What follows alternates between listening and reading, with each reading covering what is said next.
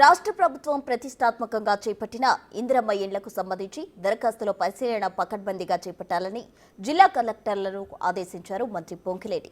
ఇందిరమ్మ ఇండ్ల దరఖాస్తుల పరిశీలన, గ్రూప్ 2 పరీక్షల నిర్వహణ, మెస్ ఛార్జీల పెంపు, సామాజిక సర్వే తదితర అంశాలపై బుధవారం సచివాలయం నుంచి ముఖ్యమంత్రి సలహాదారులు వేం నరేందర్ రెడ్డి, ప్రభుత్వ ప్రధాన కార్యదర్శి శాంతికుమారితో కలిసి వీడియో కాన్ఫరెన్స్ నిర్వహించారు.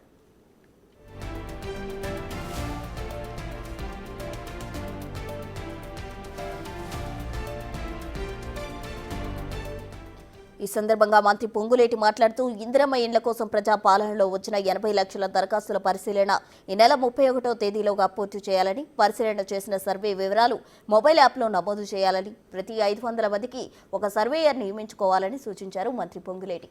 సర్వేలో ఇందిరమ్మ కమిటీ సభ్యులు కూడా భాగస్వామ్యం చేయాలని, రాష్ట్రంలో ఎక్కడైనా ఇందిరమ్మ కమిటీలు ఏర్పాటు కాకపోతే వెంటనే ఏర్పాటు చేసుకోవాలని, ఏ గ్రామంలో సర్వే నిర్వహిస్తారో ఆ ముందు రోజు రాత్రి ఆ గ్రామంలో చాటింపు చేయాలని అన్నారు మంత్రి పొంగులేటి.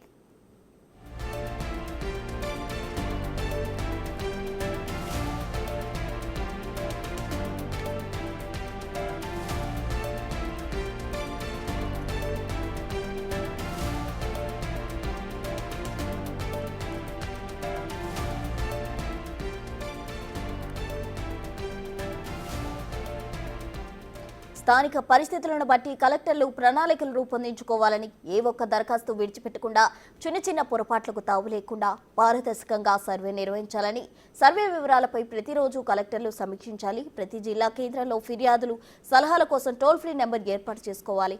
ఇందిరమ్మ ఇండ్ల నిర్మాణం ఓ నిరంతర ప్రక్రియ నిర్వహించాలని, ఈ ఏడాది 4.5 లక్షల ఇండ్లు నిర్మించబోతున్నామంటూ కలెక్టర్లకు సూచించారు మంత్రి.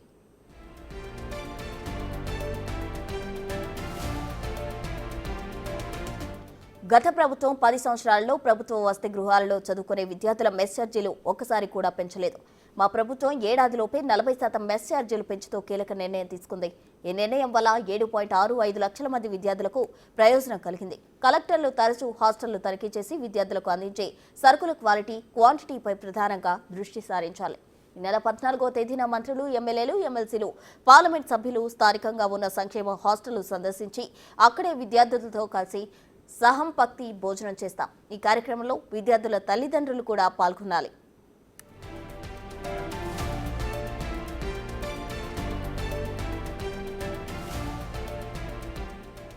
రాష్ట్రంలో 1,16,00,000 కుటుంబాలకు గాను 1,12,00,000 కుటుంబాల సామాజిక సర్వే పూర్తి చేయడం జరిగింది. ఇందుకు కృషి చేసిన అధికారులకు ముఖ్యమంత్రి గారి తరఫున, రాష్ట్ర ప్రభుత్వం తరఫున ప్రత్యేక అభినందనలు తెలియజేస్తున్నామని అన్నారు మంత్రి పొంగులేటి.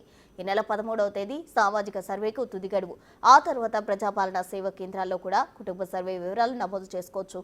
ఈ నెల 15, 16 తేదీల్లో జరిగే గ్రూప్ 2 పరీక్షకు పకడ్బందీ ఏర్పాట్లు చేయాలని అధికారులను ఆదేశించారు మంత్రి పొంగులేటి.